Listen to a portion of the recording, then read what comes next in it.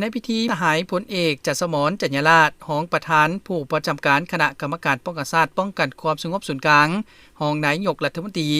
ก็ได้ให้เกียรติเข้าร่วมรับชมบั้นฝึกอบรมการทหารระยะสั้นภายใต้หัวข้อไต้ฝุ่น 2025 ของเหล่าหบกองทัพปราณชลาวและก็ได้แสดงความสมเสยต่อนายและพลทหารที่ได้มีความเอาใจใส่ต่อการฝึกอบรมครั้งนี้มีผลสำเร็จตามจุดประสงค์และระดับคาดหมายที่กำหนดไว้ในวันที่ 10 เมษายน 2025 นี้กรม49กรมใหญ่เสนาธิการกองทัพได้จัดพิธีปิดสุดอบรมคณะเสี่ยวสารสหพันธ์รัสเซียมาช่วยฝึกอบรมให้กำลังเหล่าหบกองทัพปราณชลาวในหัวข้อไต้ฝุ่น 2025 อยู่ที่กองพันเขื่อนทีไว้ 428 โดยการเป็นประธานของสหายพลโทคำเลียงอุทกษรรัฐมนตรีกระทรวงป้องกันประเทศมีสหายพันเอกอีวานตาลาเยฟผู้ช่วยผู้บัญชาการทหารเขตตะวันออกสหพันธ์รัสเซียเป็นประธานร่วมมีบรรดาต่างหน้า4กรมใหญ่ห้องว่าการกระทรวงอนุกรรมการพร้อมด้วยพนักงานนักรบและนักฝึกอบรมเข้าร่วม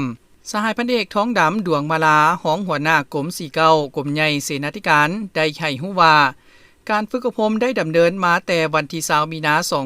2025 มีนักฝึกอบรมเข้าร่วมทั้งหมด96สหาย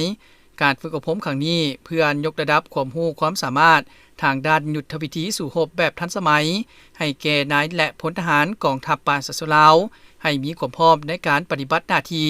อย่างมีประสิทธิภาพและประสิทธิผลในการนำใช้เทคโนโลยีในการปฏิบัติหน้าที่พร้อมเดียวกันนี้สหายพลโทคำเลียงอุทกษรก็ได้ตีราคาสูงต่อมากผลของการฝึกอบรมในครั้งนี้พร้อมทั้งแสดงความสมเสยต่อคณะครูฝึกฝ่ายลาวรัสเซียที่ได้มีความอดทนมีความเอาใจใส่และมีความรับผิดชอบสูงโดยได้ทุ่มเทเหือแหงสติปัญญาเข้าในการถ่ายทอดความรู้เข้าในการศึกษาทางด้านเทคนิคและบทเรียนต่างๆให้แก่กองทัพปราณชลาวอันได้เฮ็ดให้ผู้ที่เข้าร่วมฝึกอบรมในครั้งนี้กำได้และสามารถปฏิบัติได้อย่างถูกต้องมีความสำนิสำนาญในการนำใช้อาวุธอย่างคล่องแคล่วและมีประสิทธิผลสร้างความเข้มแข็งให้แก่กำลังกองทัพปราณชลาวหลายขึ้น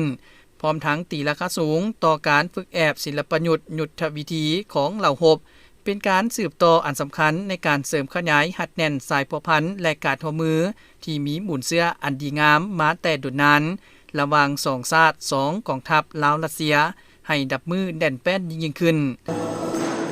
ในพิธีก็ได้มอบเหรียญไซและเหรียญกามิตรภาพให้แก่คณะซีน้ำและคณะผู้ฝึกรัสเซียอีกด้วย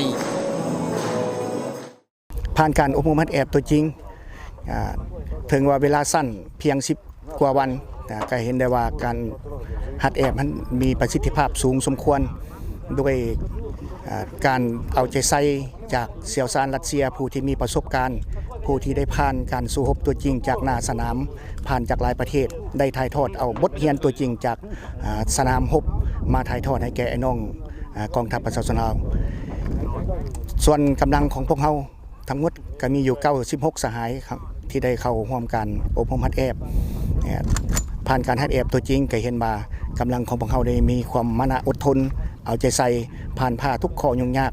เฮ็ดให้การหัดแอบมันได้รับประสิทธิภาพสูงถึงว่าจะมีบางปัญหาที่ยุ่งยากสับสนเช่นว่าทางด้านภาษาทางด้าน